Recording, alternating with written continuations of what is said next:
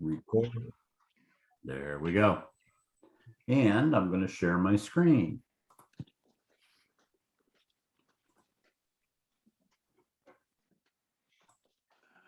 Perfect. I see it. I'm going to bring my little guy over. This is where we left off yesterday, David. Okay. Loss prevention. And then we're going to move into rates. Malcolm, any questions from you about what we went over yesterday? I don't, no, not right now. Jim, thanks. I think I may have some after, I think our next session after today is next week. So I might review my notes and you know, this document and things like that and have some questions for you ready for you next week, but I don't. That was extremely helpful. I know about 100% more than I did at the beginning of the day yesterday. So they Well, good. That's good. Awesome. Now, you're also going to have both the videos. Yeah, that's the one is processing right now, and I'll send it to you from yesterday, and then I'll process this one this afternoon and send it to you. okay, great. So we're gonna do loss prevention. Yay! You're the frontline underwriter is a good way to look at it for your business. Your policies and procedures at the counter set the tone for your business. If your insurance loss runs are too high, you could get a rate increase or a cancellation. We talked about that yesterday. Cancellation can mean you are out of business.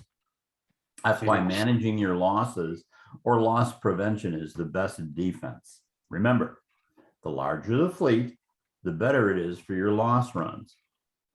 David, Malcolm is going to be running electric cars. We talked about looking for facilities and so on, and we talked about warehousing, because they're going to be delivering the cars to folks rather than having walk-in traffic, because the business is being set up as a B2B. So it's going to create its own issues, Malcolm, being a B2B, because we've got to find the drivers, because they're the people that are going to be sitting behind the wheel. So we got to talk about that. Yeah. You can prevent most losses and with acceptable counter practices and proper customer qualifications. However, it would help if you gave special attention to other potential loss possibilities. We're going to talk about negligent entrustment. When you rent a vehicle to a customer in a careless manner, you could open yourself to serious liability issues. Typically, negligent entrustment can occur when you rent to an unlicensed driver, to a customer who is under the influence, to someone unable to operate the vehicle, or an unsafe vehicle. Now,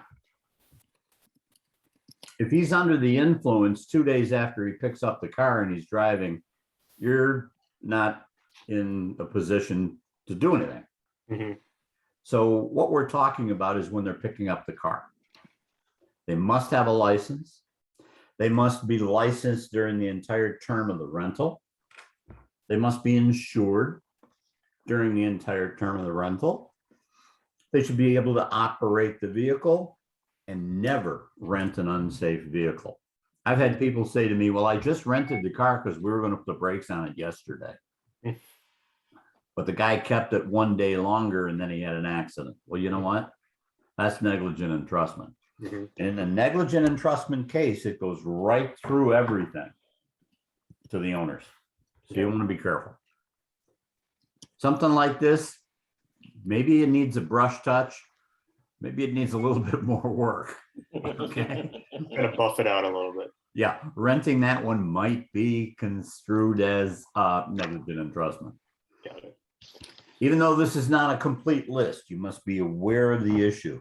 This type of liability or loss is usually prevented through proper rental practices and vehicle maintenance. And we're going to talk a lot about that. Conversion. When a rented car does not return and you cannot contact the renter, It is not considered stolen. It is never considered stolen. It is a converted car. Converted by the renter for personal use by refusing to bring it back. A converted car is never a stolen car, and you don't want it to be.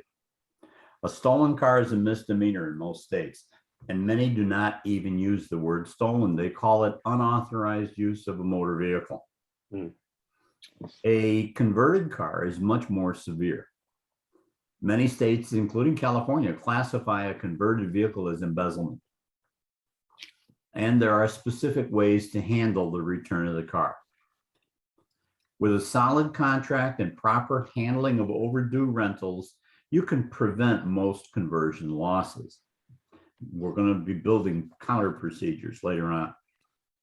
However, as a specific required procedures vary by area, you want to check with your area's particular methods with the local police agency or your attorney. Be aware, there is no insurance to cover conversion because you gave them the keys. You gave them tacit approval to drive the car. Okay? Theft. You want your insurance agent to discuss with you. Traditionally, a car missing in the morning that was on your lot last night, that's a stolen car. Lot insurance may cover the loss. You want to check on that. The safe handling of keys can prevent loss due to theft of a vehicle on your lot. Again, counter procedures. This manual that we're training from, you need to digest it and then cut and paste what you need for your counter procedures manual. Because you're not going to be there 24/7. You're going to be there when you're there. So somebody's going to have to cover the business when you are not. So the simplest thing is to have your procedures written down. So if they have any questions, they can handle it just by flipping open the book. A rental vehicle stolen from the rental customer is their responsibility. And you need to collect it from him. I've had a couple of guys say, I don't know what I'm going to do. The guy said his girlfriend stole a car from him, and and blah, blah. I said, well, you got to take him to court. Well, yeah, but he doesn't have it. I don't care if he doesn't have a dime. You got to take him to court. Eventually, you'll get a judgment. And if you get a judgment, eventually he's going to get a job. And guess what? The judge will collect some money for you. Something's better than nothing. So don't be bashful. Okay. Other forms of insurance that you're going to need. And you want to talk with your local insurance agent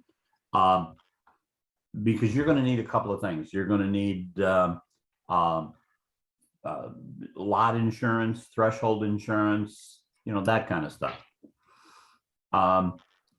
Renter's personal protection is a product. These three products right here are high profit items that you can sell, but you're going to need a license to sell them in California. Okay. And usually you're not allowed, or usually the insurance company will not underwrite these products unless you're at 50 cars or higher. But you want to make sure that you contact the state of California and order, get the application to sell. It's called a limited, in California, it's a limited license to sell rental car products. Okay. We're going to discuss this sale of these highly profitable items later on in this program. So that's the name of that tune for insurance. We will be back again multiple times on insurance because every aspect, it seems, of the rental industry touches insurance in a way, in certain ways. David, you want to start with rates? Sure. All right, one of the goals here is to help you understand the car rental business, which does have some unique peculiarities compared to other businesses. And a lot of times people misunderstand the product or service that we're selling right from the beginning. The one term I want you to remember is what you're actually doing. The underlying product that you're selling is a rental day. All right. When you buy a t-shirt and you sell that t-shirt, you've had the opportunity of one sale. All right. With car rental, you have the opportunity of 30 sales per month of the same car. And that's called a rental day, is the day that the car is on rent. All right. So you have a potential for 30 sales of that particular car every month. Every day that car sits there, not on rent, you've lost the rental day. It's like a newspaper. How valuable is yesterday's newspaper? Nothing. All right. The same thing with a lost rental day. If that car sat yesterday, you're out the amount of money you could have had if you sold it.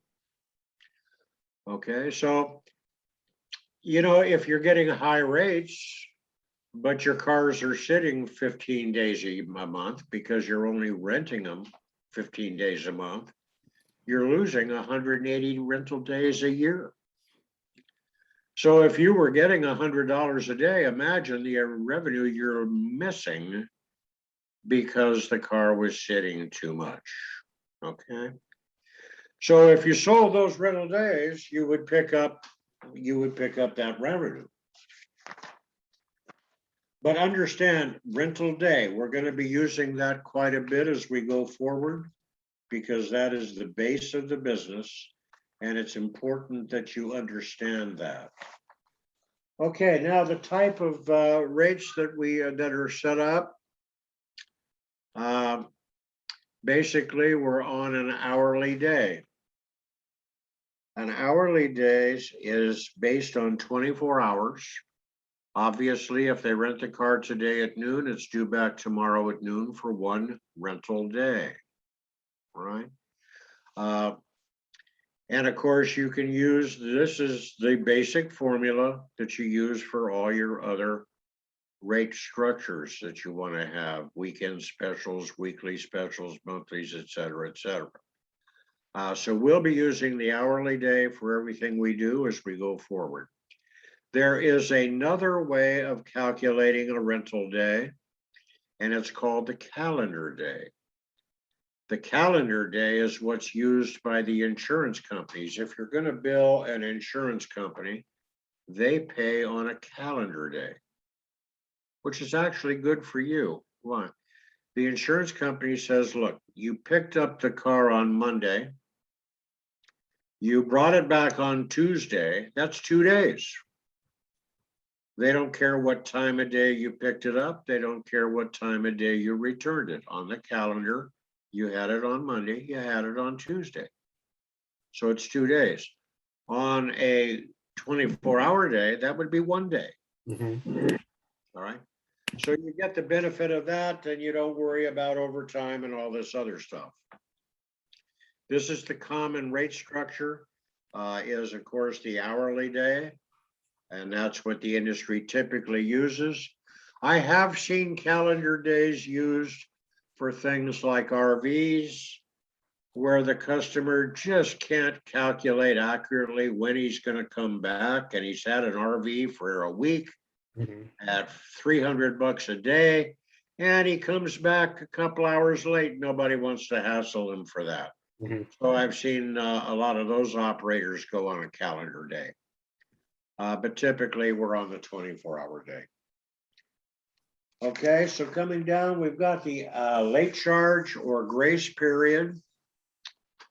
All right, we typically give the customer a 1 hour grace period. Maybe Jim could move the slide. All right. We typically give the customer a 1 hour a grace period. So if they come back 1 hour late, we don't charge 59 minutes. However, if they go over that, they lose the grace period and we charge a late fee by the hour. And the hourly late fee is typically 1/3 of the daily rate until we reach the daily rate. So obviously, if he's 3 hours late, it's another day's charge. We don't charge more than another day. So your decision on how you want to handle that is entirely up to you. If you want to give a grace period or not, I have operators that will not. That car is due back at 12 o'clock. You don't show up, I charge you another day. All right, that would be typical where an operator is very tightly booked. And you have a rental that's due back at noon, and you have another customer that wants to pick it up at 1 o'clock.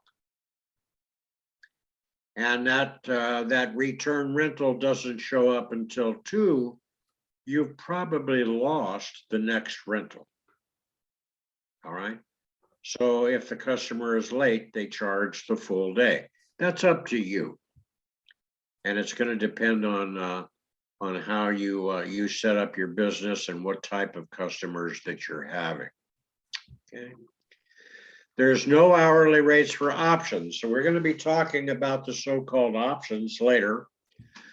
But the hourly rates refer to the rate on the car, not on the options. So obviously, if you sold options and the customer is late, he has to pay another day on the options, but he gets the benefit of just a late charge on the rental rate itself. Okay. Weekly, customers expect a discount when they want to have the car longer, like for a week or more. Weekly rates are typically 5 or 6 days the daily rate. Most of the operators I talk to are going to 6 times the daily rate for a weekly. All right, now obviously, if we are going to look for 24 rental days a month, which we will discuss later, and you have 4 weekly rentals, 6 days each, you've got your 24 rental days. All right, so that works out well. Mileage charge. A lot of operators, now this is where you're going to run into some issues. At the airport, they offer unlimited no charge miles. We did that many, many years ago when large corporations would send their business guys out. They knew what the cost was for the hotel. They knew what the cost was for the airfare. They knew the cost for the food because it was per diem. They never could figure out what the cost for car rental is going to be because we were time and mileage. So many years ago, the industry got together, we did our mathematics, and we came up with flat rates, no charge miles. Why? We found out that the average miles put on a rental car from the airport was less than 67. And that's because people are flying into the airport closest to their destination. All right, they're not flying into San Diego to go to Los Angeles. All right. All right, so that has stuck at the airport. All right, now, however, remember that the local market is the reverse. The reverse is true. They're renting your car to go somewhere. So the typical rental might have a little higher miles. So a lot of the operators will put a cap on the free miles, and they'll give a customer 100 to 150 no charge miles per day to cap it so the customers don't run the wheels off the car. Now, I'd like you to understand that unlimited miles is an attraction in marketing. All right, people like unlimited miles. You're gonna get more rentals with unlimited miles than you will if you put a cap on the mileage. All right. You might want to start with unlimited miles to get the most business quick. And then if you see people are starting to drive the wheels off the cars, you can put in a miles cap. Now you have another issue you're going to have to deal with electric cars, and that you have a certain range. And a customer can't just pull into a gas station and gas it up for 5 minutes and drive off. So you're going to have to watch this mileage issue closely and provide a certain amount of explanation with each rental on how you want to handle that. All right. Now, I understand Tesla will screen where the next charging station is, et cetera. Is that true? Sorry, David, say that again. I understand that Teslas will screen where the next, put on the screen where the next charging station is. Yeah, they will generally. All right, so this has to be taught to the customer. Now you pull into that charging station and you got a 45-minute charge for 80%, Yeah. and the charging station's full and you're the sixth guy in line. You're looking at a half day. My daughter has run into that in Los Angeles. Oh yeah. She has a Tesla. Yeah. Everything was rosy when she bought it. And Yeah. she made fun of me for still having a gasoline engine. Right now, it's quite different because she can't find a place to charge this damn thing. It's really tough. I think just for quick background, not that it matters too much, but our company, we're specialists on the infrastructure side on EV charging. So our kind of company principles have put a lot of those stations in the ground. Okay. And the B2B customers we're working with, all we're trying to do is help them transition some of their vehicles to electric. So we'll be putting in charging stations in either their office location, if it's a depot location or an office location, or if they're take-home vehicles in the customers' homes. Sure. That doesn't solve the whole problem like you described. We still have this kind of issue of public charging, but we've got kind of a set of solutions that we're going to deploy around that too. Yeah, I don't see it as a real problem. I just see it as a learning curve. Absolutely. That's Yeah, 100%. We're gonna go electric. There's no argument there. It's just a matter of how quick and where. Yeah. And candidly, like, if we go you back know, 100 years, when they were selling the Model T, they had to explain to the people, number one, how to drive it. And number two, they had to say, by the way, here's where all the Rexall drugstores are, so you can buy a quart of gasoline to Right, drive the car on the 12 miles of paved road that we have. right. So, we're right back in the same thing. We're setting That's up a all great this analogy. Yeah. Yeah. Absolutely, absolutely. So your company works kind of like ChargePoint or one of these other infrastructure companies? Yeah, kind of. We're a little bit agnostic. So ChargePoint has its own set of kind of hardware and software solutions.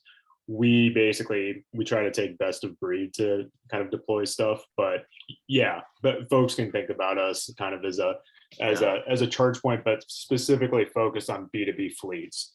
Okay, great. So anyway. Okay, good. All right, so anyhow, your mileage charge, you want to deal with that, make your business plan. Monthly rates, we don't typically have a monthly rate anymore.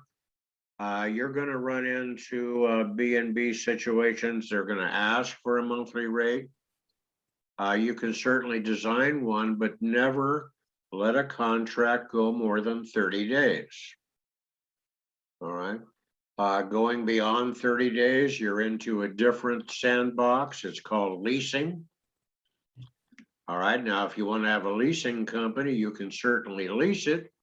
but it's a different animal. We talked about that yesterday, David, Uh-huh. with the fact that most of the companies are going to be taking them for multiple months. Yeah, And I suggested that he get a leasing contract from Reynolds and Reynolds to do short-term leasing. mhm. Because they could be taking the vehicles for 5 months, 6 months, and then maybe Right. buying them, who knows? Sure. And the key there is the rental side of it is going to be his replacement vehicles. And so he's going to have some that are going to go out on rental, and he's going to have the others that are going out on leases, short-term Sure. leases. And we talked about how he should set up his insurance to cover short-term rentals. Yeah, okay, good. Yeah, that, All and, right. and, so you guys kind of know where we're at, but as we kind of move along, any guidance around that, like, hey, this is specific to rentals and this thing is specific to leasing, because it does sound like we kind of have to do both. Yes. Can I ask you, if we have a rental contract and it's, let's say it's 29 days, and then the customer calls up, I mean, do they roll over? Can, is there any benefit to us doing multiple 29-day contracts where customers signs the contract for 29 days, but there's an automatic renewal or something like that? Yeah, you can Or- do that. Well, yeah, you just Multiple- rewrite the contract. You can rewrite the contract, close out the original, bill it, write a Yeah. new one. Is there any benefit to doing that between, kind of multiple rental contracts or a leasing contract? Well, the only benefit I would see, and Jim can certainly look and add to this, the only benefit I would see is you don't have to have a separate leasing contract. You don't have to have a separate insurance program or a separate corporate identity. You get me? So it's simpler, all right? Yeah, putting them out on a lease, a short-term lease contract where they provide the insurance and so on, that's easy. Yeah, If you put them out on a rental contract, your rental, the whole deal is your rental insurance expires on day 30. So if something happens on day 31, you could have a hiccup. So as far as management is concerned, and this is a good time to talk about that, a part of management with the short-term leases is you can still manage it through the rental management software as a separate entity, because you can have multiple locations in the software. mhm. And that's what I used to do. I put my leases in a separate location, quote unquote, in the computer, not in a separate location for the office. Mhm. And then every month on the anniversary date, and I told even my short-term leases were 4 weeks. Mhm. Okay. So that on the anniversary of the 4 weeks, I would just write another contract in my computer and send them an invoice. Mhm.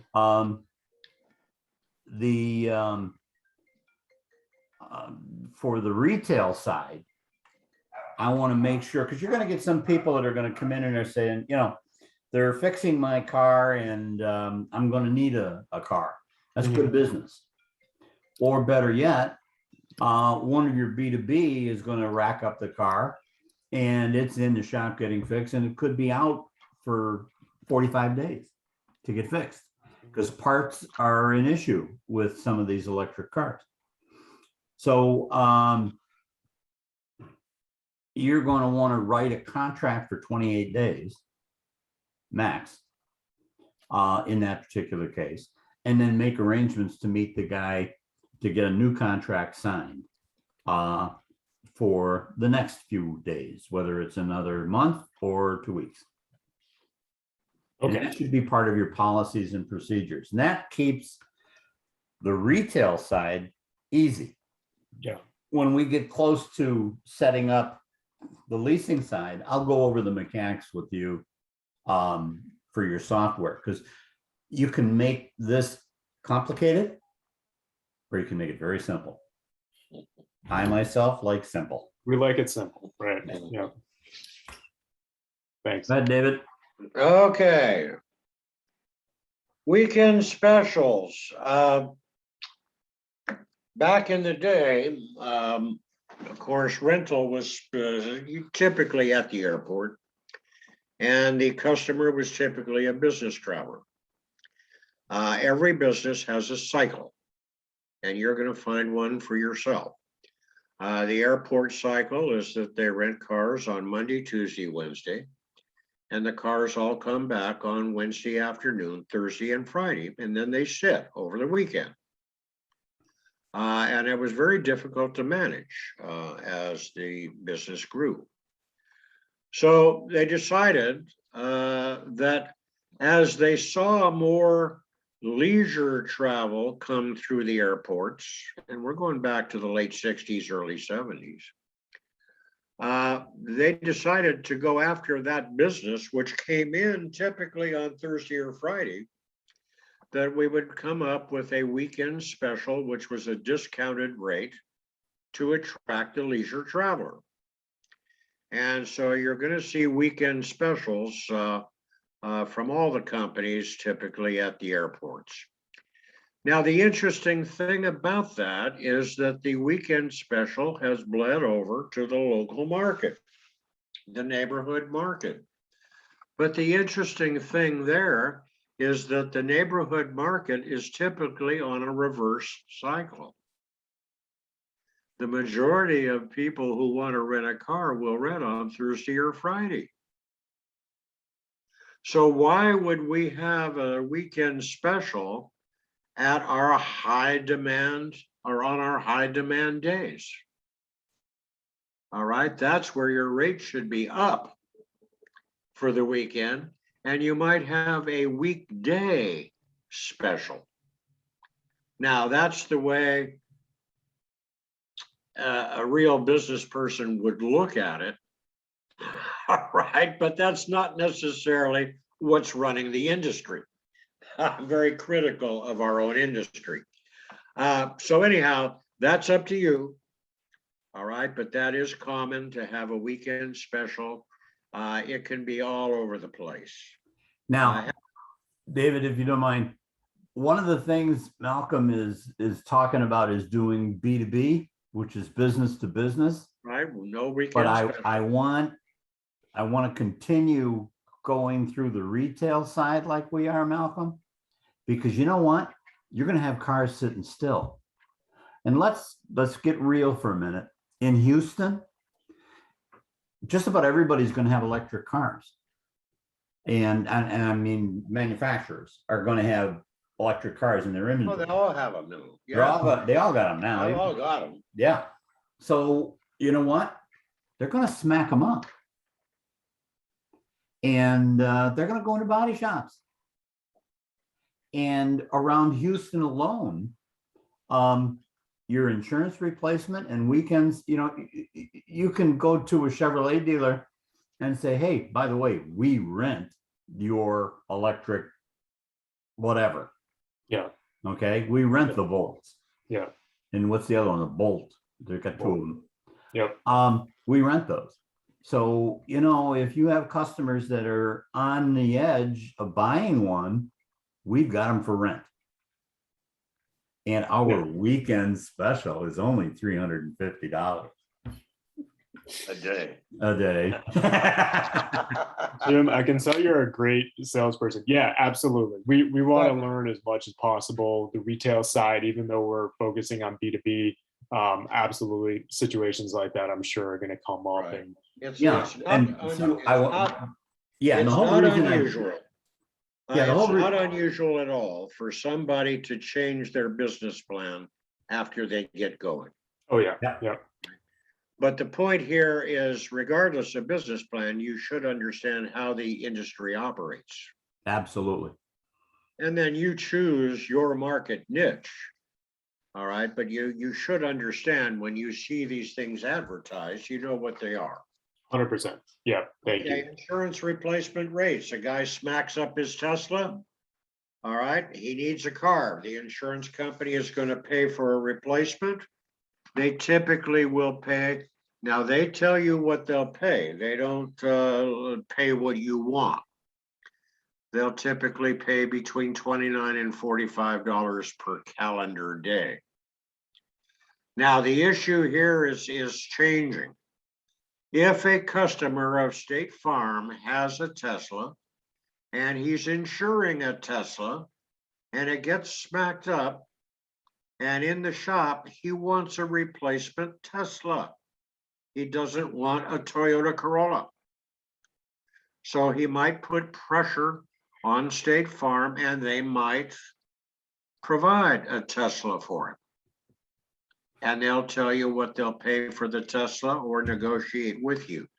That is a possible source of business should you decide you want that.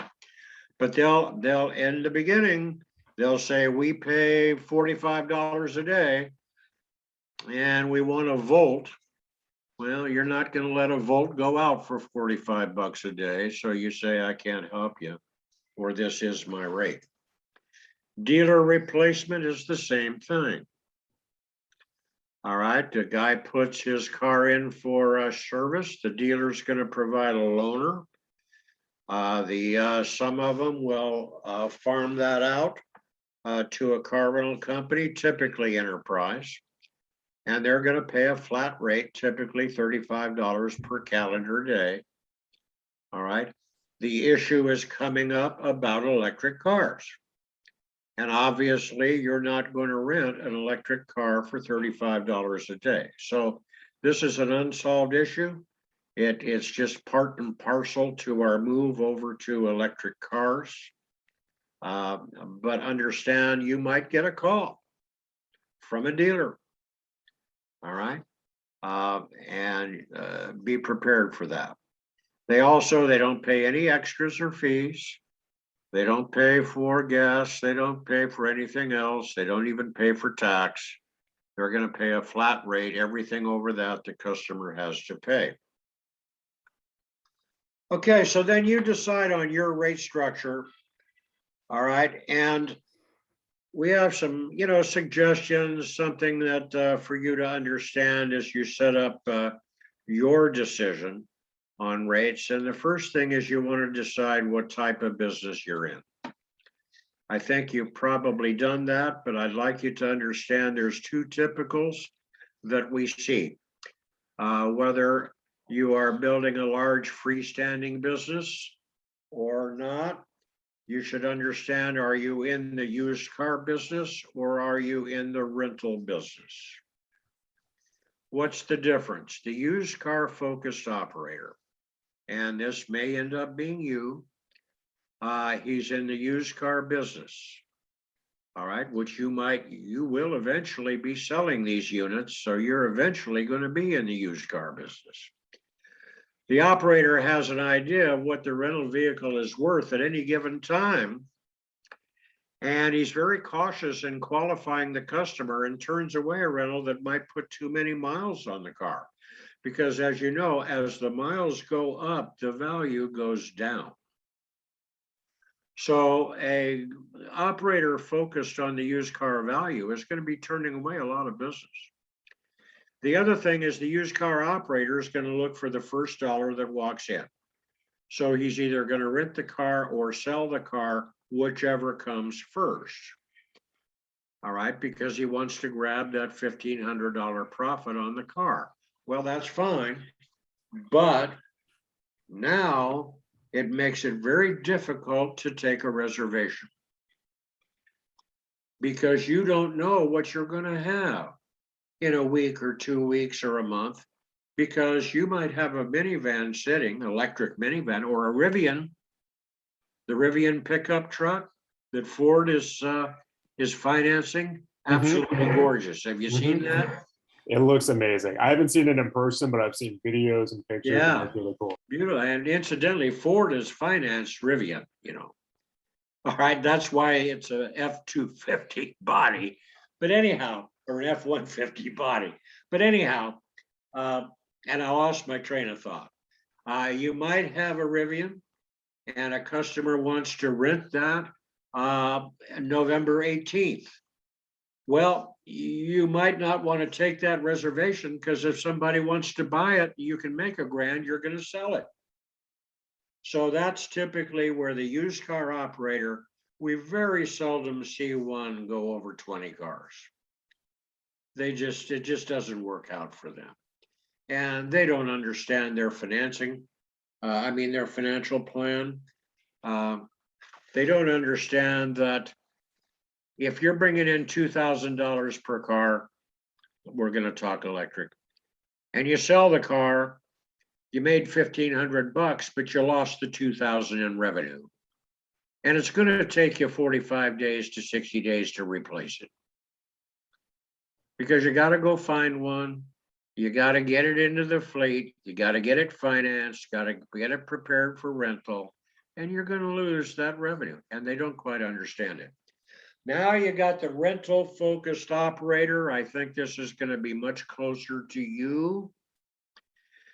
And you set the value of your vehicles and a specific date to dispose of them. So you might say, okay, today I am buying a Tesla 3.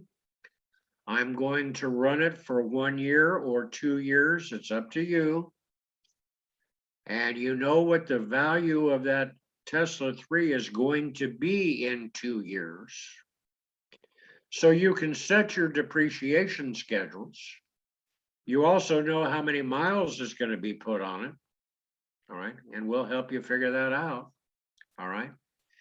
And you squeeze the last dollar of revenue out of that car for 2 years. All right.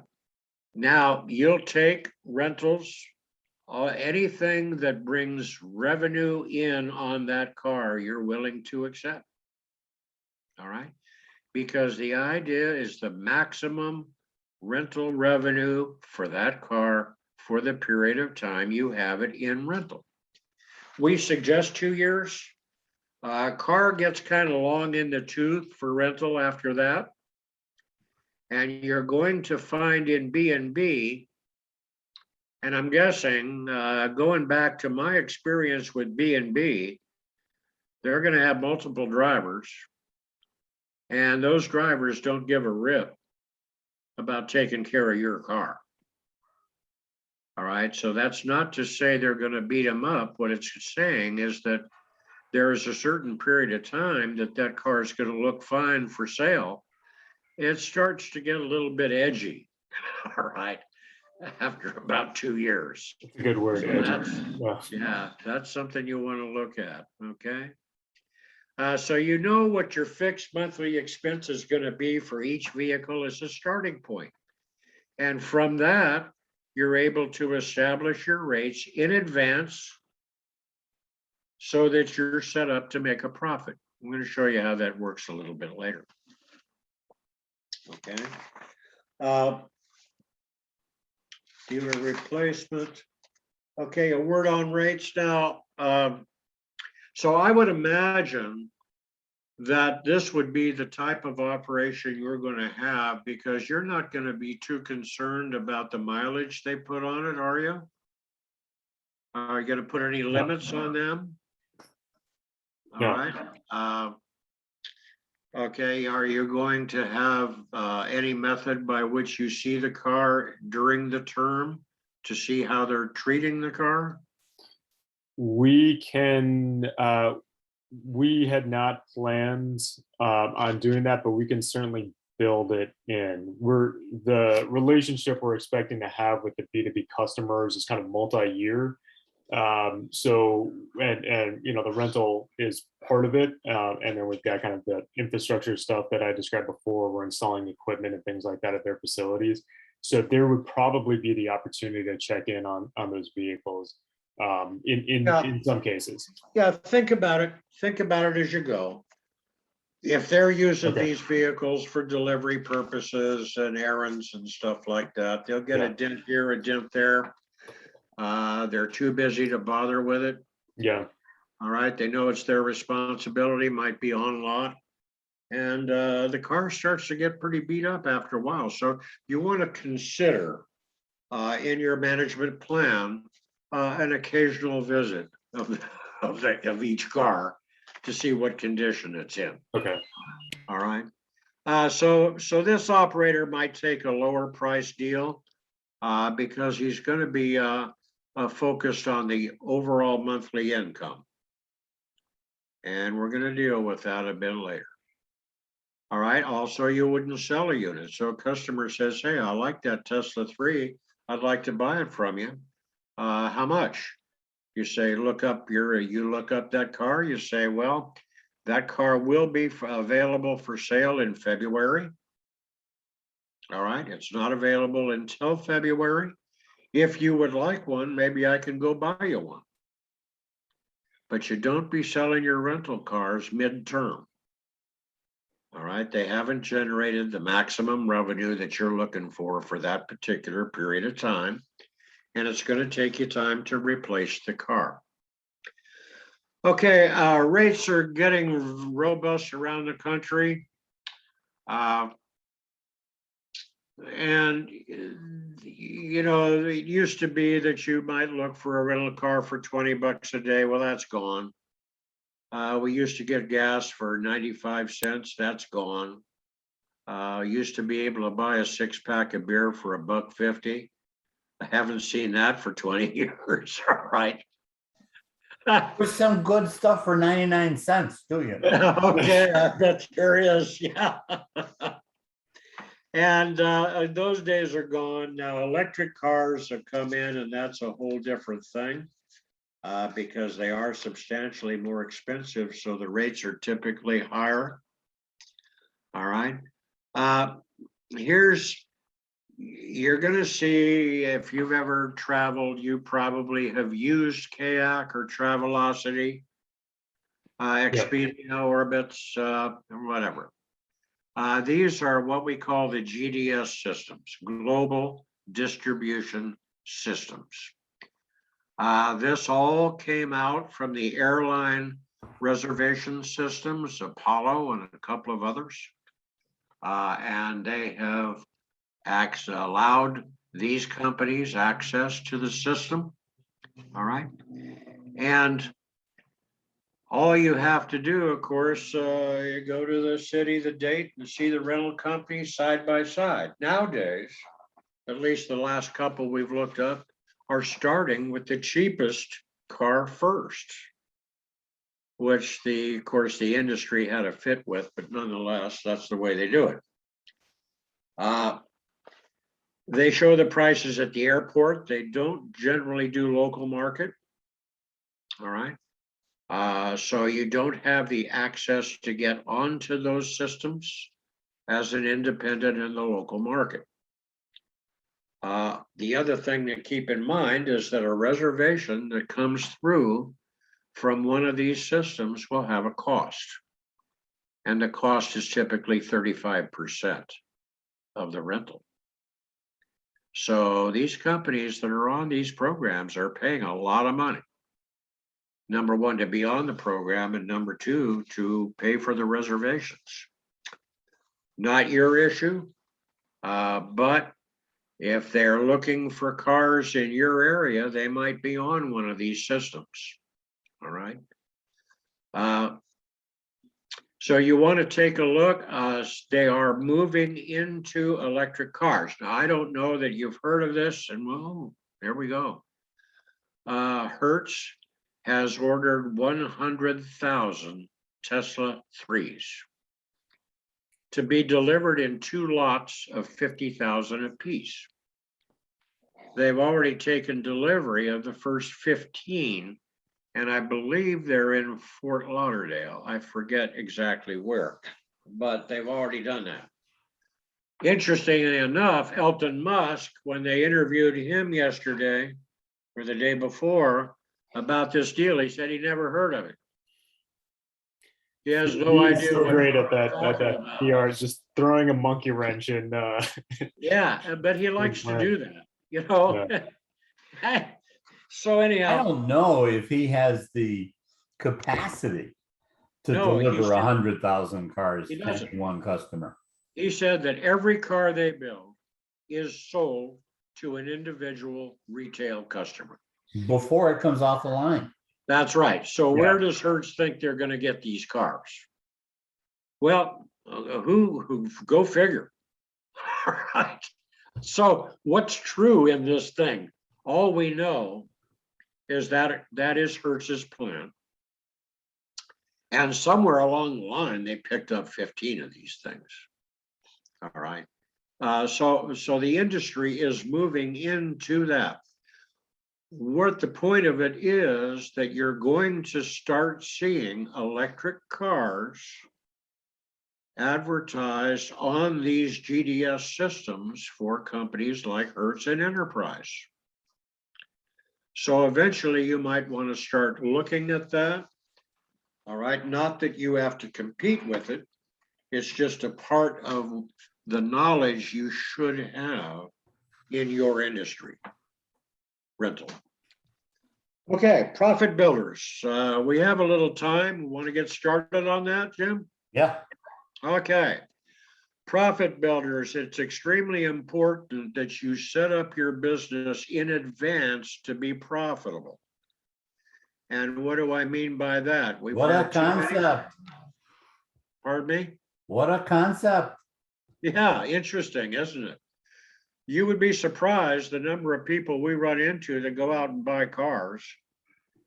And they'll pay 18 grand for a Toyota Corolla and think they're going to beat the market by renting it for 20 bucks a day.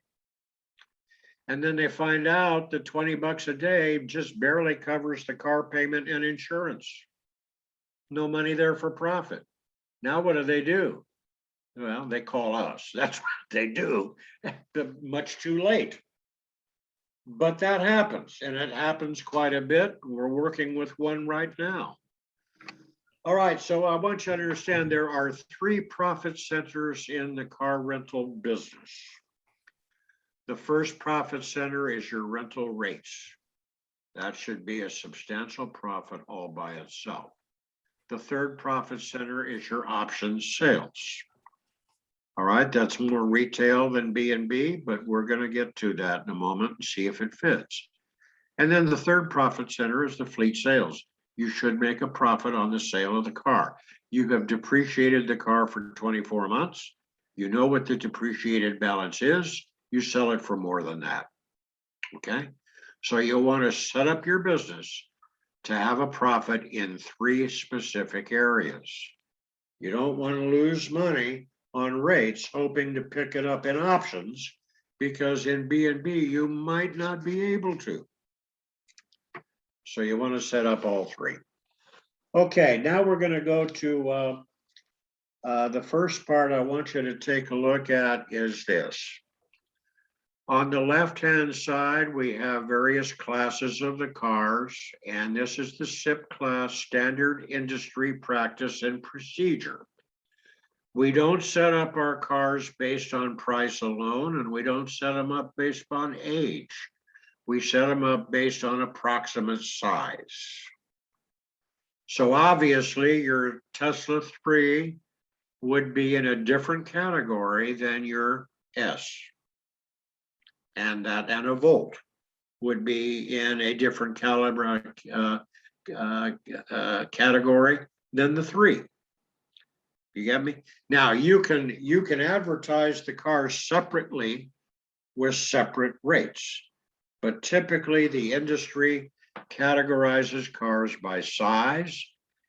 E-car is the economy on the left-hand side. C-car is the compact. I-car is the intermediate. F-car is the full-size minivan and SUV.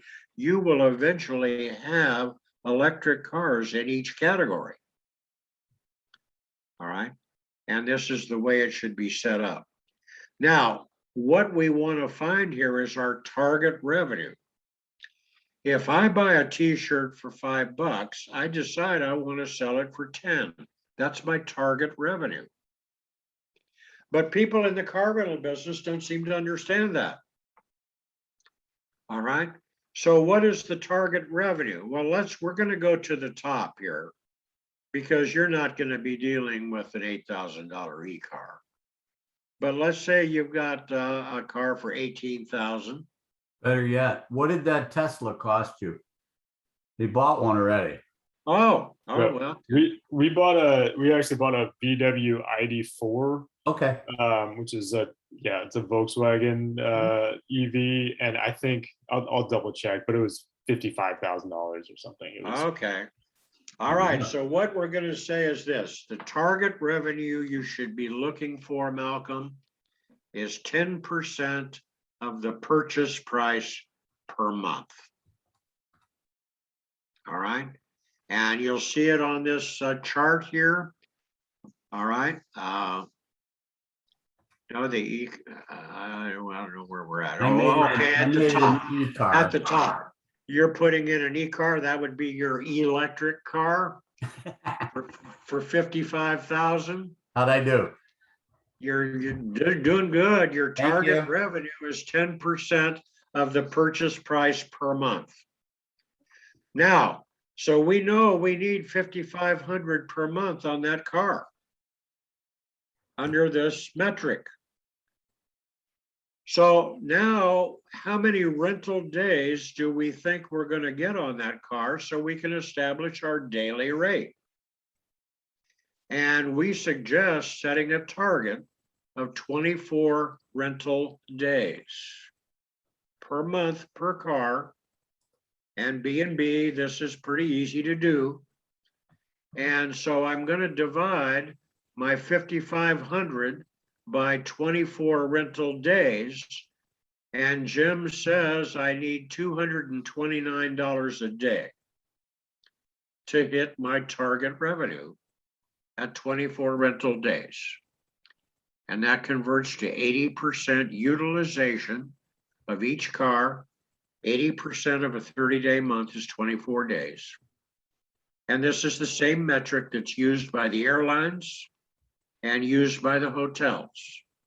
They just might call it occupancy or another term, but it's the same metric. Okay.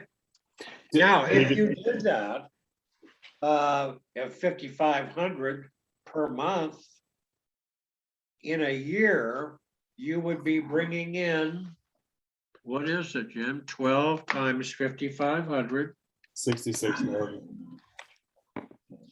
You would be bringing in $66,000 a year on a $55,000 car. So obviously it would pay for itself. Now you're going to take it out for 2 years. So you're going to be bringing in 130,000 on a $55,000 car on this metric. And for our examples going forward, let's use these numbers so that you can stay with us on this. Okay, that sounds great. Hey, is the 10%, I guess 2 quick questions, is that essentially just, that's the rental, we would kind of think of that as the rental rate, or is that the total revenue for that vehicle, including options and all of that? No, just rates alone. Rates alone. Right, And then- we're on Profit Center 1. This is just rates all by itself. Got it. And then is the 10% just kind of a rule of thumb that would take care of, your Yes. depreciation and financing costs and things like that? The metric sets up this way, that 1/3 of your revenue would be to the vehicle expense, 1/3 of revenue to your overhead, and 1/3 of the revenue to your profit. It's set up to show at least a 33% profit, which is substantial. And that's the reason people are in the business, because it's highly profitable if it's set up properly. And of course, the big boys like Hertz use magic numbers. They use this number, David.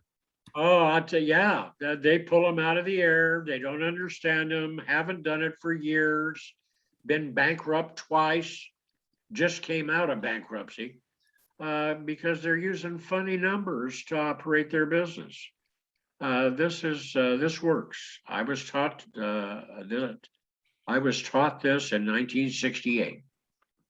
And it has stayed consistent all the way through. Now, you One can, thing, David, tell him what you used to do for the different franchises.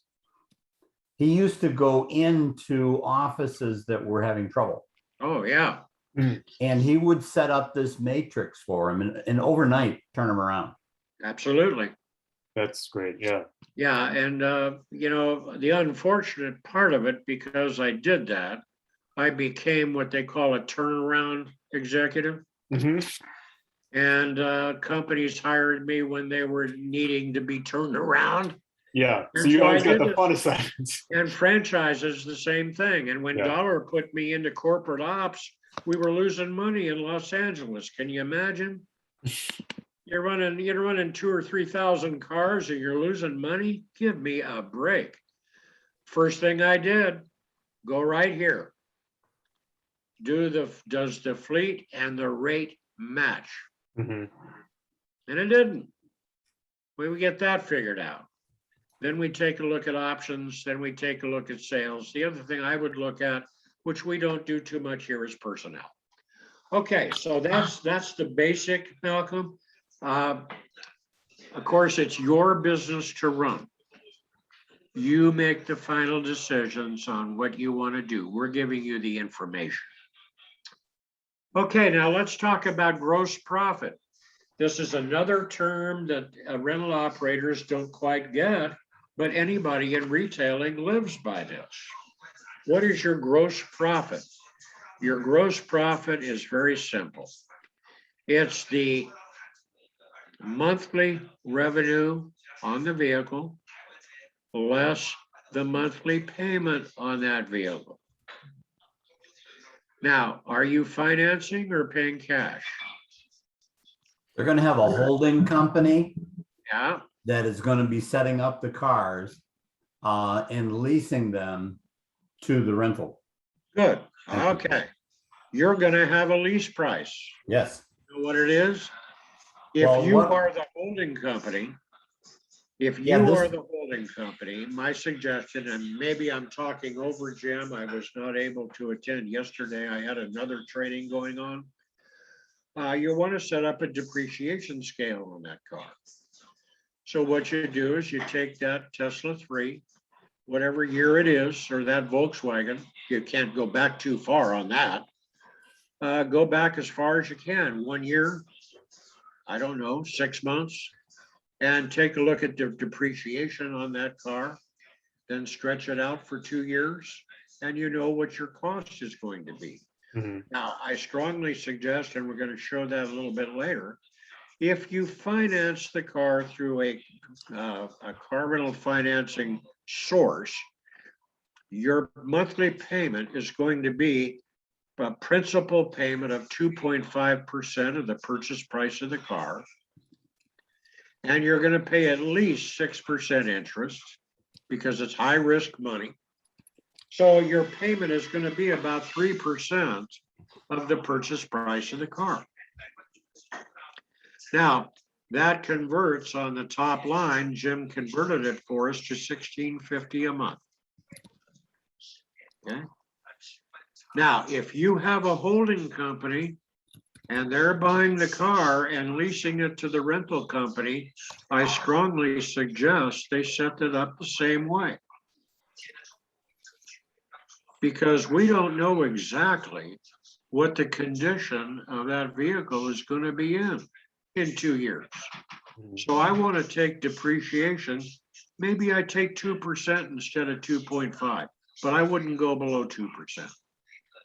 Can I ask a quick question? If the holding company elects to finance the vehicles, so the holding company, you know, maybe paying cash, but maybe financing. And you mentioned rental car companies or finance companies that specialize in rental cars, and it seems like that, you know, it seems like it's a loan specifically designed for the rental industry where you've got a small amount of depreciation plus the interest on there, so it's not fully amortizing or anything like that. Not in this session, but can you help us kind of think through some of those things? Okay, first off, let me say this. Retail financing does not typically allow for rental. So you don't walk into a Tesla dealer and get Tesla financing and then turn around and rent the car. No, they don't do it. It's called livery, and they don't allow livery. Mhm. If you are looking to do that, you want to make sure before you do it that the lender approves rental.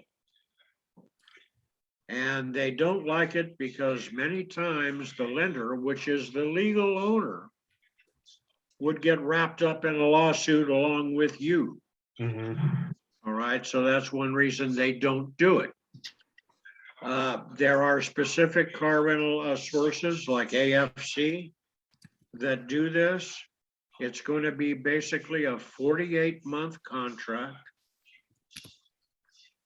So what they're expecting you to do is buy the car. It's 0 down financing. You're going to pay it down for 48 months, sell the car, pay off the loan, and start over again. Mhm. That's how it typically works. And they're going to depreciate that car or take a principal payment of 2.5%, which is a little strong. Yeah. But there again, they don't know what condition these cars are going to be in the next 2 years. Mhm. And they might be in a position of having to sell them themselves. If you walk away, if you throw up your hands and say, okay, AFC, come get your cars, I'm gone. Mhm. They're stuck. All right. So they depreciate them pretty fast. Yeah, I was just gonna say, so it's 48-month term and they're depreciating at 2.5% a month. Right. So over that, I guess we're assuming we get out of that, we sell after 24 months, because what is 2.5% times 48 months? That's 120% of the 120% depreciation over the 48 Yeah, but months. no, it's yeah. They're depreciating. Go ahead, Jim. One of the things, before we get into this too deep, Yeah, let's stay focused on rental first. that sounds great. That Because, sounds fine. yeah, once you understand how the matrix works, Mhm. then you and I can go offline and talk about how to set up the Right. the leasing company, Finance. holding Yeah, company. sounds great. But the Okay.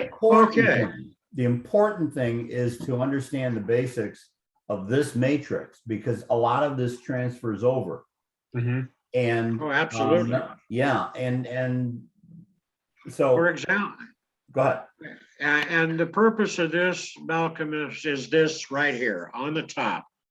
I'm going to buy an EV. And the EV I want to buy is 55 grand.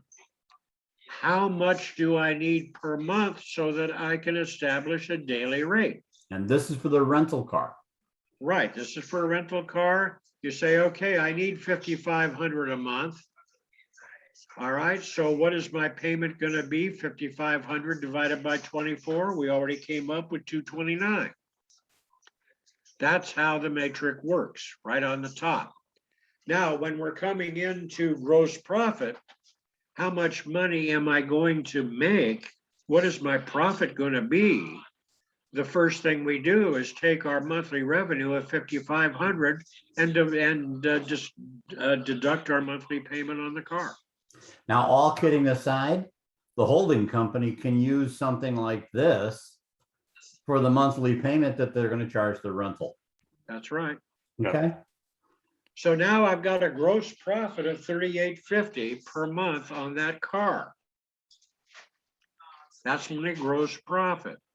Now, out of the gross profit, we take our overhead, and then what's left over is our profit. Okay, so now let's say you only know the monthly payment. If you only know what the monthly payment is going to be, let's say it's a lease, you leased it, and they approved rental, and the monthly payment is gonna be $16.50 a month, your revenue has to be 3 times that. Because you want your car cost to be held at 30% or less. Okay, so now we got gross profit here. This, if we went up to the top, this doesn't isn't- really relate. yeah. No, let's don't bother that. You got 2 cars, you can figure that out. Okay, now, we're gonna go to the options. You might come up with some other stuff. Jim has some other ideas. The basic 4 are first off, the RCP. If a customer does not have collision coverage and they smack up your car, how are they gonna pay? Well, now RCP is typically available. However, Jim, is it available on EVs? Several of them it is. Okay. Right now, it's not available on Teslas, but that'll change. Okay, Because right now, the insurance industry, they got to get, how do I say this politely? The insurance industry is usually 5 years behind. Yeah. And in many cases, And- worse, they still have a restriction that we're not allowed to insure Yugos. but Okay? also It's Teslas are listed in the extremely. policy. That's amazing. So insurance companies are a little behind. But also Teslas are extremely expensive Yeah. to repair. Right, yeah. Okay, so Even that- if you had RCP for a walk-up customer and if your cars were acceptable. If a customer does not have collision coverage, you can sell RCP to the customer. Your cost is $18 a day, retail is 25. So you would make $7 per day. And you would figure out by your rental days. In this particular application, we had a basic 20-car fleet, 80% utilization, which would be 24 rental days per month per car, times 20 is 480 rental days. So if we sold the RCP for 33% of the time, at 160 days, we'd bring in another $11.20 a month. Which is pretty normal. Yeah, this is normal stuff. 33%. Authorized driver. Authorized driver. Can my brother drive? Certainly. Be happy to let your brother drive, and the fee is only $15 a day. Because we have the risk of 2 drivers instead of 1. If you did that 20% of the time, that's 96 rental days for another $14.40 a month. Do you rent to people under 25? Yeah, sure, we'll be happy to help you if you're over 21. And the underage fee is only $15 a day. You're gonna get a lot of that if you're in retail. And that's another $14.40. Non-credit card. Do you rent to people without a credit card? No. In your business, don't even talk about it. Doesn't exist. Strike this out. But in a normal operation, these 4 items would bring in about $5,000 a month in extra revenue. $59,000 a year in this particular profit center. Now do that on 100 cars. Yeah, yeah, multiply it by 100. You're making $500,000 on just this particular set of options. Okay, so this is profit center number 2. All right. The key is this. There's nothing there that's an option. They're company policy. All right. If you're under 25, fine. The additional driver, fine. RCP, these are company policies. They're not options. All right. And it makes it much easier. Okay, let's talk about cash profit on unit sales quickly. You're not there yet, but you want to take a look at this as you get set up. We bought a $50,000, $55,000 car. The IRS allows you to depreciate that car 5 years straight line, 20% per year. So we're going to take the first year And we're gonna depreciate that car 20%. Which would be what? Gonna take depreciation of $11,000 the first year. That's a tax deduction from your revenue, 11,000. Now that monthly depreciation works out to 1.67% per month. 1.67. So at the end of the first year, your book value, which you set up on your software system, every software system in the world does it, or you can do it manually. Your book value on that car now will be 44,000. 55,000 less 11.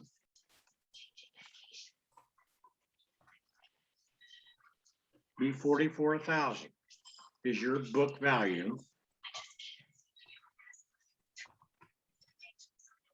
Okay, and your depreciation, yeah, I'm sorry, we missed that, Jim. He was trying to show us, but I was moving forward.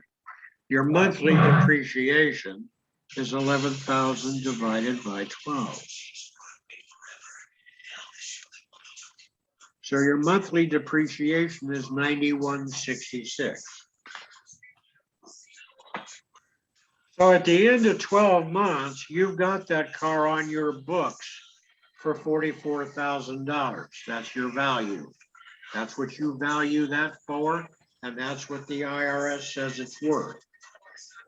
But if you financed the car or leased it from your holding company, and they took a principal payment of 2.5%, you could call it depreciation.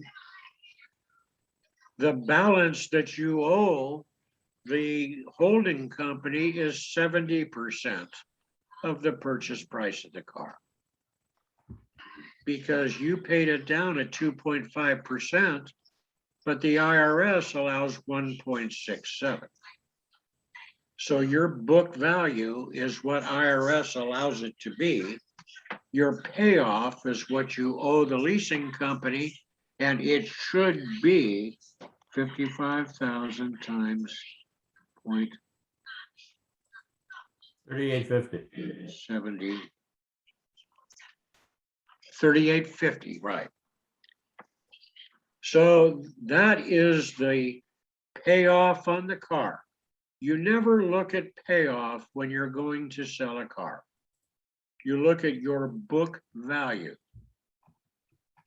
All right. So if you sell that car for 44 grand, which is your book value,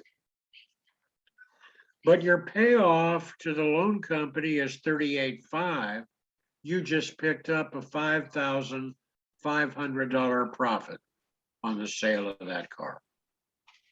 Now, this is where the leasing company will look at the vehicles. Now, how we attain these prices, okay, and we go back regularly and double check. How we obtained these was we picked out particular vehicles and we looked at what is that vehicle going to be worth a year from now. Right. So we took, let's say a 2020 that we bought for X. Then we looked up a 2018 and what is it worth wholesale. We bought it wholesale. We looked up what a 2020 cost wholesale. We looked up a 2018 wholesale. Time and time again, these percentages play out. Now, when we go to run this car to the auction, the book says that we own, our books say we own this car for 44. Book value should be 44, but the auction might be 46. The auction might be nobody wants electric cars anymore and it's 37. See what I mean? So that's where this will change. But when I put a car into service, I'm going to look at what I paid for it today, wholesale. And what is it worth 2 years from now? And what is it worth with, say, 60,000 miles on it? Mhm. And that's how we come up with these numbers, with these percentages. And we go back and we look at them time and time again, and it works each time. That makes sense. Hey, quick question. I do know somebody that works at a leasing company. This is more kind of big rig leases and things like that. Mhm. And they mentioned bonus depreciation, Mhm. 100% bonus depreciation. Is that Mhm. something that's currently available, and is that used in the rental industry at all? I know they use it on their side for the leasing. Typically, 100% bonus depreciation is in effect for if you're going to buy a tow truck. Okay. If you're going to buy a repair vehicle, or delivery vehicle, rental is pretty much straightforward, 5 years straight line, because the rental industry or the IRS looks at the cars that we rent as equipment. Mhm. Okay. Now, who knows what the IRS has changed over the years? And I did see an article on the 100% depreciation the first year. But I think it expires shortly. Well, let me kick in on that one. Yeah. First thing that's gonna happen there is that when you sell that unit, you're going to have depreciation recapture, Yeah. and you're gonna have to pay that back. Yeah. So when you've over depreciated the first year, you have beat up your P&L because your depreciation is sky high and there's no profit. Mhm. Bank don't like that. Now, when no profit. Now, when you come to the second year and you sell that unit, you're gonna have so much depreciation recapture that you lose your profit on the sale. Mhm. So your P&L gets beat up on the front and the back. And that's my experience with 100%. And don't forget with he's probably right with the heavy duty equipment guy. Because those leases are probably not 2 or 3 years. Oh, Those that could be leases have 8. got to be Yeah, probably 8 to 10 years. sure. Okay, We are not tax guys. Okay. They happen to have some of those in California. No, but this is all, Yeah. experience and knowledge and wisdom from the industry. So yeah, I appreciate it. It was just David, something that this person had mentioned. So Yeah. When I first started out, I did not understand depreciation. Mhm. And frankly, neither did my accountant. So we were taking all this depreciation and I was building up all this depreciation. And I kept saying, where's my, and I would go out to get a loan. They said, well, you don't have any profit. Well, you got to add back into depreciation. They go, I want to see profit. And it never made any sense. And then on April 15th, and I think it was 89, my guy died on April 15th of all things. wow. Okay. So I had to get another accountant. And this guy came in, he looked at it, he goes, uh-oh, we got to fix this. Oh man, yeah. Okay. So he went and redid my financials. But I wasn't hurt, so I didn't care. Go ahead, redo it. okay, we're at about the end. This isn't gonna work. You just take how many cars you're selling times the profit per car. One of approximate prices depreciation doesn't work for you. You're in a different world. With your electric cars, you want to look at all of them, do the math and see what works for you. I'd like to take a few minutes where we're at the witching hour. Can we take a few minutes and go through this and be done with it? Yeah, we didn't start today till 10 o'clock, David. Yeah, okay.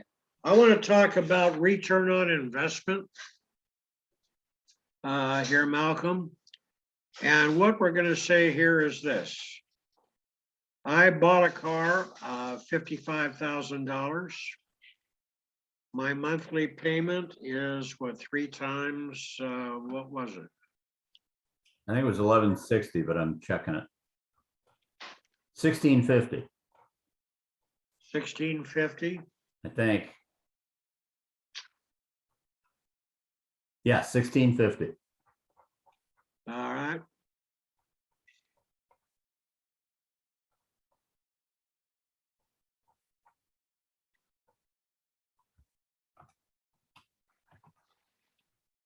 Okay, the total of payments for 12 months, this is a 12-month deal. And this is something the 19,800.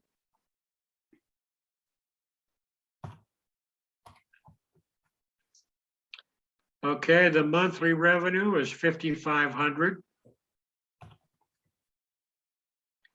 The total revenue was 5,500 times 12, which is 66,000.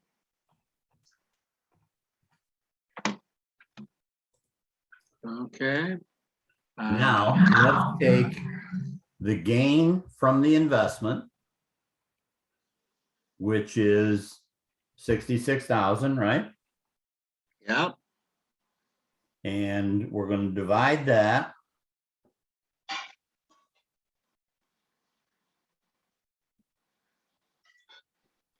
We're going to divide that by the cost of the investment, which is 19.8.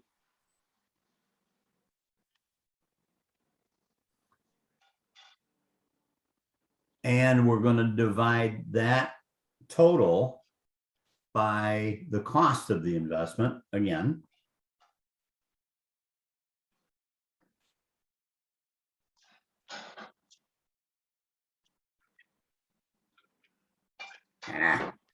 I come out with 233%. Bingo. So I don't have to change nothing. It's the gain less the cost divided by the cost, and it comes out to 233%. What happens here, Malcolm, is this. You did not pay $55,000 for that VW.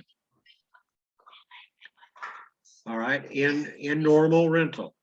All right, what you paid was a monthly payment of $1,650. And for the year, you paid $19,800. That's all you paid. You didn't pay $55,000, you paid $19,800. That was your cost of that car for the year. Your monthly revenue was the $5,500. Your total revenue was 66. So you spent $19,800 to bring in 66,000. So your return on your investment, your profit, 233%. Now, if the 1,650 was the leasing price that they're paying the holding company, this is the return on investment for the rental car company. That's They're right. making a payment of 1,650, costs them 19.8. If they follow our matrix and they hit the 55 a month, 66 grand, they get 233.33%. Now, that's a return on investment I would kill for. I love it when the guys say, you know, I made 2.5% last year. Good for you. Okay. All right. Why don't you invest Okay, that so- money in one of my rental car companies? So now coming down, let's say that we paid cash. All right, because I ain't gonna make no monthly payment and pay interest to nobody. Incidentally, what does the holding company get out of this? They get their interest. Whatever interest rate you set up with them. And maybe if you want a split on the profit on the sale, that's between you and you on your holding company. Okay, let's say I paid cash. I ain't paying no interest to nobody. All right, the first year you paid 55,000 for that car. All right, you didn't have any monthly payment. So your total payment for the first year on that car was 55,000. You brought in the same 5,500 a month that I did, or the finance guy did. You brought in the same 66,000 the first year that the finance guy brought in, but your return on investment was only 20%. Why? Because you paid 55,000 cash out of your pocket to bring in 66. So you only had a 20% return on your investment. Now, there are situations where people would die to get 20% return on their investment. Especially that guy that made 2.5 last year. Yeah, like maybe the stock market. If you got 20% a year, you're in the top 5% of investors, believe me. So there's nothing wrong with 20%, but why take it when you can get 233? So that's why in this business we finance. Hertz, Avis, National, Budget, Enterprise. They don't pay cash for their cars. They finance their cars. Here's an interesting thing I saw. Ford Motor Company just sold off $2.5 billion in bonds to help them convert their fleet over to EV. So they didn't even finance, they sold bonds. We typically call them junk bonds. And you know what a bond is? It's a promise to pay. So if you buy my bond, I promise to pay you that plus an interest percentage, which is typically about 3. Now, the question is, at the termination of that bond, which could be 1, 2, 3 years, will they really pay? Who knows? So that was just an example. All right, so let's say that you say, well, it all works out in the second year. You're going to bump into these people, Malcolm. And so what we're going to do is double it up, and the end result is exactly the same. On the finance car, you still got 233% run on turn on your investment because you haven't invested any more money than the monthly payment. But down at the bottom, you will increase your return on investment the second year to 140%. But you're still close to 100% or 100 basis points below where the finance guy is at 233%.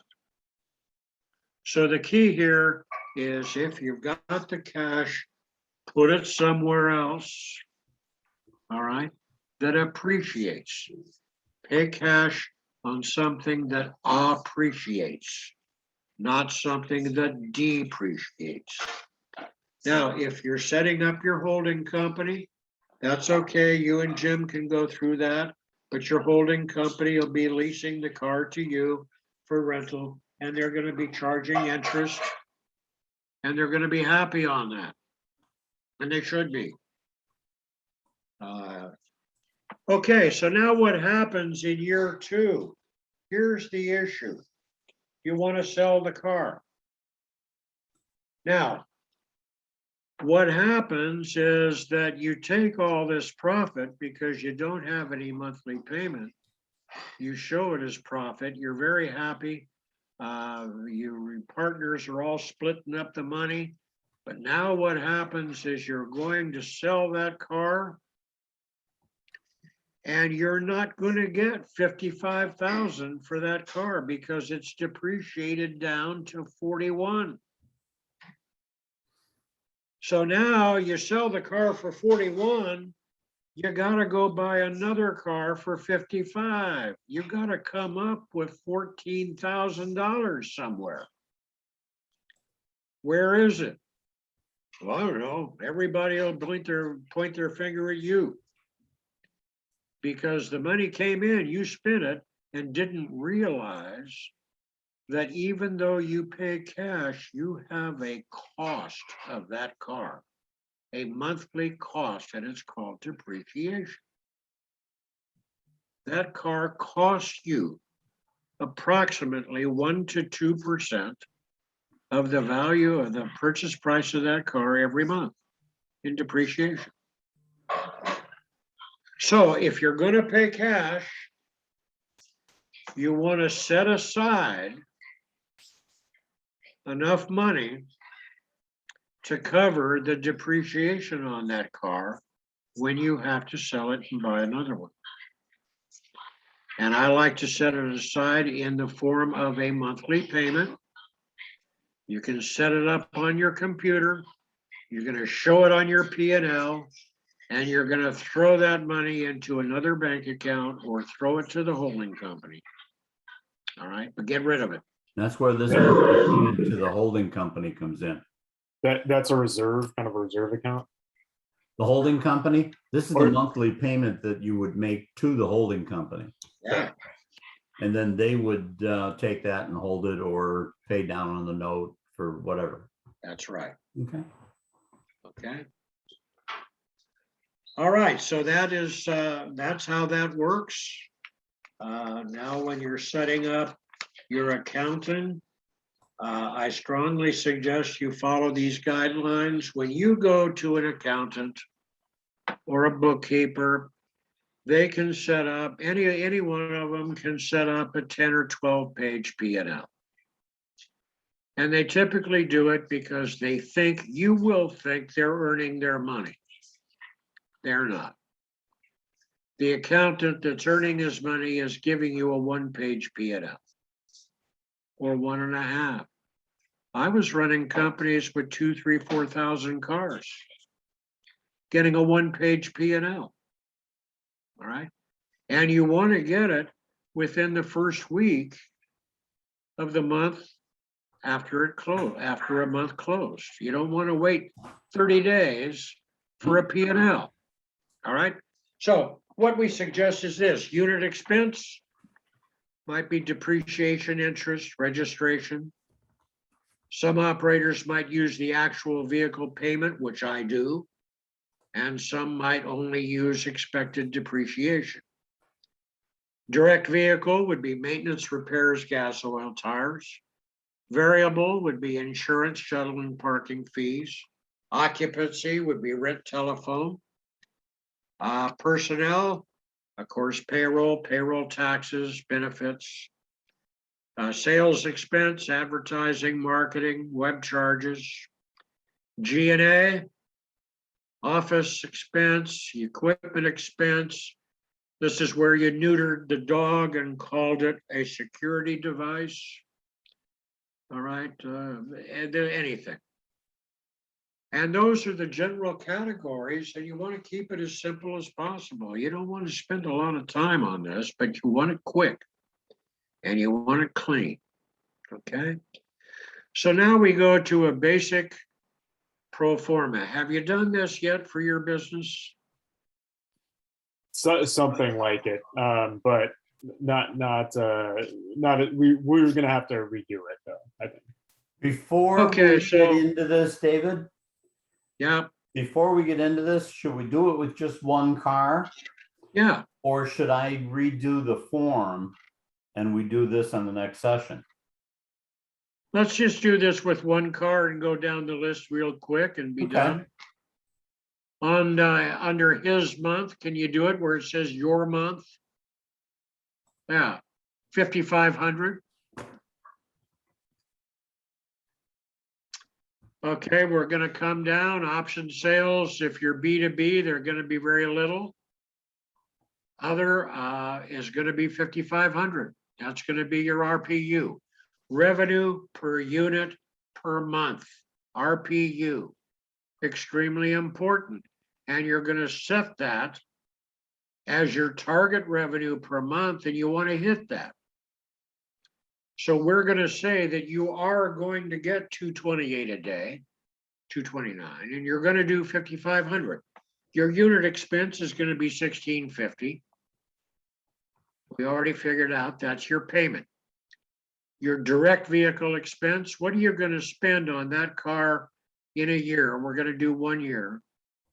For vehicle expense, direct vehicle expense. You have any idea? Tires, Not in terms of, yeah, numbers, but I would say tires is probably the biggest one. Yeah, because the cars are so heavy, Yeah, they burn through the tires. tires. That from a from kind of a physical standpoint, in terms of maintenance, it should be like pretty much tires. The brake should be How much zero. are we gonna spend in the year? Tires on those cars have got to cost wholesale $800, right? Yeah, let's use that for the time being. Mountain Balance, $800 a year. Yep. Okay, 800. No Yeah, oil and because the filter cars, changes. the car's gonna do 30,000 miles, and that's pretty much the end of any tire. Right. Yep. So you got $800 for, put it over in the other category, because so that's per year. So that's, what, $75 a month? I would also, now I'm talking rental because the cars are coming home regularly. Yeah. So I'm gonna have that tire cost, but every 5,000 miles, I'm gonna rotate the tires and check to make sure that there's no damage in that underneath the car. And I'm probably gonna spend another $30 a month. Yeah, if you can rotate, yeah. If I can't, yeah, you can rotate them on those cars. Yeah, you Um, can't on mine. Yeah, okay. Yeah, you can't on yours because you're on the direct, usually unidirectional tire or whatever it is. Yeah. So I'm gonna have the car looked over and I would say maybe 25, $30. So I'm looking at $105. Okay. 105 a month for vehicle, direct vehicle, variable. Variable is insurance, shuttling, parking, insurance. Where are you actually doing business? They're gonna start in Houston. Okay. Yep. We We're gonna should look have about a- 150 a month. That's what I'm thinking. Yeah, for insurance. Because we've had a couple of guys, and that's collision and liability. Yeah. Okay, occupancy, what are you gonna charge for rent? What are you paying for rent? That's sorry, David. I don't have a good answer for that right now. That's TBD. Well, let's do, Okay, let's do, let's do $2,000 a month. okay, that's reasonable for rent for a facility. Yeah, because we were talking about a warehouse. And that would give them plenty of interior space. That would give them at $2,000 a month, that'd be a 24,000 square foot, right? 2,400 Yeah. square foot, whatever. Yeah, right there. And that, yep. Okay, personnel, are you gonna have anybody doing this? Yep, Or we just sure you? do. We sure do for the rest of these categories, though I don't have good numbers, so we might have to kind of guesstimate on this. That's okay. Okay. Personnel, you're gonna need 2 people. Okay, so we're gonna need 2 people if we're gonna be open 5.5 days. Okay, so what's 2 people gonna cost us? If we're paying $18, $20 an hour. So that's what, 16 a week? No, $20 an hour. 16, yeah. That's 800 a week. That's Yeah, 800 a week. Okay, so we got 20, we're at 3,200 a month. So what we're gonna do is we're gonna find out how many cars we're gonna start with. Sales and marketing, locally, I'm gonna go out and make some sales calls and drop off some coffee cups and so on. I'm gonna say 300. G&A, I'm gonna pay about 200 for computers and paper and support and what have you a month. And miscellaneous, we gotta buy coffee. Okay. I'm Important. gonna throw in Very another important. 200. So what do we have for expenses? David's adding them up. 7805. So one car is gonna cost us 7805. Yeah, Oh, great. So. right. Yeah, and the occupancy expense, all of that stuff is for cars 1 through 50, whatever, 1 through 50. 1 through 50. Okay. Unless you get to 50, you pretty much don't need a second person until you get up to 50 cars. Okay. So if we put 2 cars into service, now we've got Well- $10,000 worth of revenue. And we've got profit. Mhm. 3 cars, we got more profit. So Okay, your expenses, the only expense that increases as you add cars is your payment and your insurance. Mhm. Everything else is pure profit because it's already covered here. All right, so as Jim said, at 3 cars, you're profitable. Mhm. Nice. Now, that's assuming that the leasing company is only charging $16.50. Mhm. You want to make both entities profitable. Yeah. So you might charge $17.50 and give the leasing company $1,200 profit on the car. Yeah. You know, AFC might charge a fee on top of their interest, They do, they charge $60 a month. $60 a month per car as a Right. service fee. So Mhm. to be in line, $60 to $100 a month is not outrageous based on the numbers that we've been working with here. Right. Now, Right. I'm going to email this to you, only all these numbers will be blank, so that you guys can print it out and play with it. So the That rental- sounds great. and remember, you got to do 2 things. You want to do the rental entity Mhm. because you want it profitable, and you want the holding company to be profitable. We see guys and gals get into this business and they say, I don't care if I make any money on the rental cars because I just wanted to create used cars for my used car lot. Duh. Okay, then why go through the energy? Just keep going to the auction and buy cars. Yeah. Okay. If you're going to have an entity, it should be profitable. Then we see the other extreme. David laughed. It's one guy. He called me up. He couldn't believe it.